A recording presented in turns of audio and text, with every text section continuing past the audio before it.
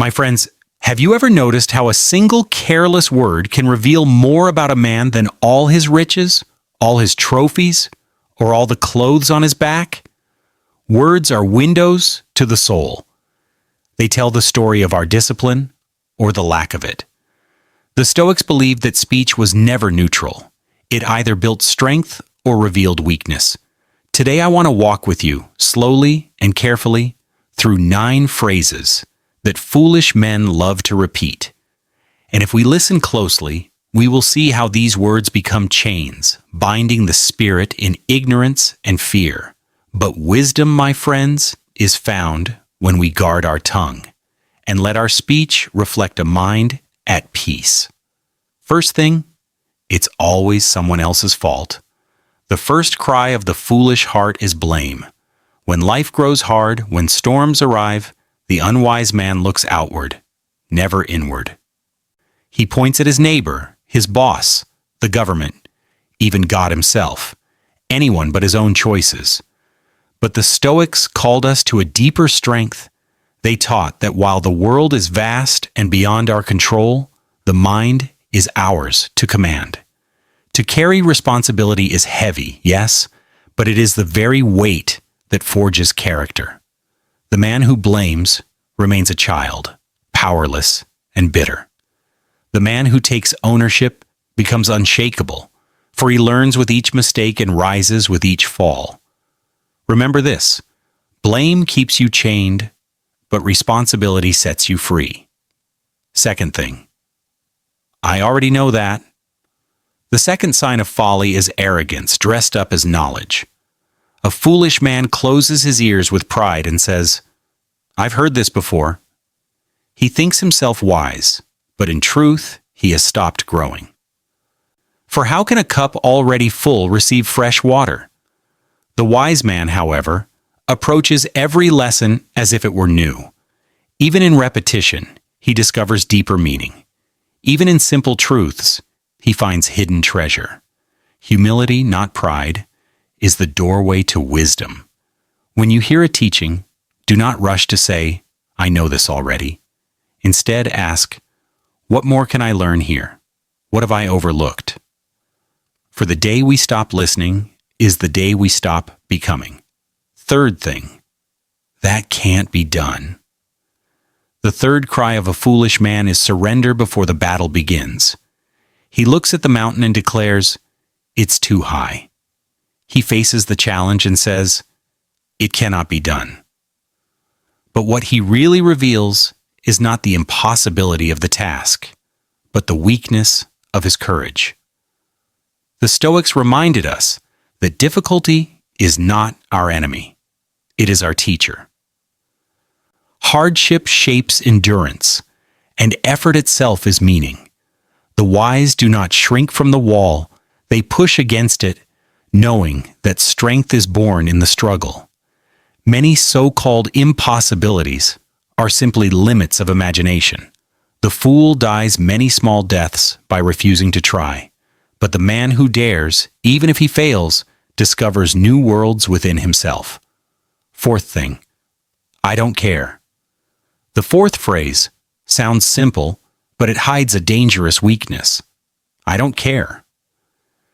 To the foolish man, these words are an escape from responsibility, a mask for laziness, a shield against effort. He uses them to avoid duty, to hide his lack of purpose. But the Stoics taught a different kind of indifference. Noble detachment from wealth, from fame, from fleeting pleasures.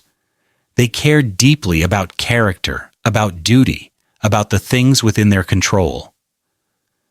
The wise man says, "I do not care for what is beyond me, but I care deeply for what is mine to do." There is a world of difference between escape and freedom. One is weakness, the other is strength. Fifth thing, what's in it for me? The fifth cry of the foolish man is pure selfishness. What do I get out of this? He sees every act as a transaction, every relationship as an investment that must return a profit. His heart is never free, for it is chained to calculation. But the Stoics taught us that life is not measured by what we take, but by what we give. True strength is found in service, in lifting others, in seeking the good of the whole. The selfish man may fill his hands, but his soul remains empty. The generous man may leave this world with little, but he departs rich in honor, in love, in peace. Remember this: what blesses the hive will always bless the bee. Sixth thing, I don't need anyone. The sixth phrase may sound strong, but it is built on pride and fear. I don't need anyone. The foolish man mistakes isolation for strength. He thinks that rejecting others makes him invincible, when in truth it makes him brittle. The Stoics understood that we are made for community, for fellowship, for shared burdens. To walk alone is sometimes necessary, but to believe we are above others is poison to the soul.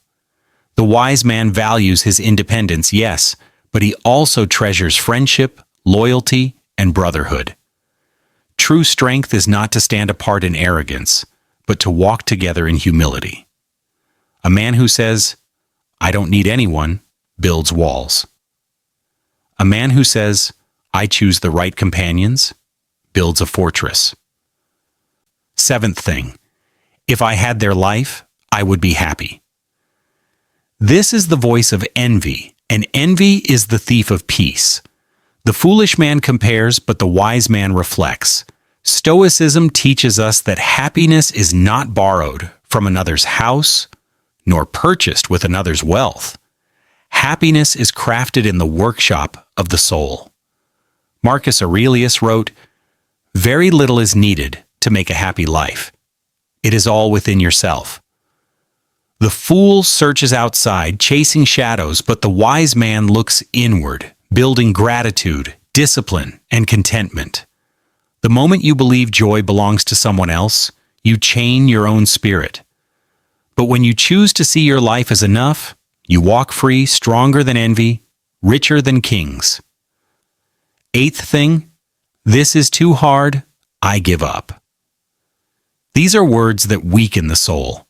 Life was never promised to be easy, but it was promised to be meaningful. The Stoic path is not paved with comfort. It is shaped by trials. The fool sees an obstacle and quits. The wise man sees an obstacle and grows. Epictetus said, "Difficulties show what men are." Hardship is not a curse. It is a mirror. It reveals your strength, your courage, your character. When you give up, you surrender your crown. But when you endure, even trembling, even wounded, you emerge stronger, more unshakable than before. The fire that tests you is the same fire that refines you. Ninth thing, I don't need to change. I'm fine the way I am. This is the voice of pride disguised as strength. The fool believes that staying the same is power, but in truth, it is decay. Life moves, seasons change, and wisdom belongs only to those who are willing to grow. Seneca once wrote, "As long as you live, keep learning how to live." To refuse change is to choose stagnation. The wise do not cling to yesterday. They transform for tomorrow. Growth is not betrayal of the self. It is the fulfillment of the self. Those who resist change do not stand still. They fall behind. Do you see it now? The words of a foolish man are not harmless. They are chains, shackles, that bind the spirit. Stoicism calls us to guard our speech, for our words reveal our soul. The wise man does not envy, does not surrender, does not refuse to grow. If you desire peace, begin with your words. Let your speech reflect gratitude, courage, and wisdom. And if this message has spoken to your heart, I invite you. Like this video, share it with someone you love, and subscribe to this channel. Each morning at 7 a.m., let us walk together, step by step, toward the life of wisdom.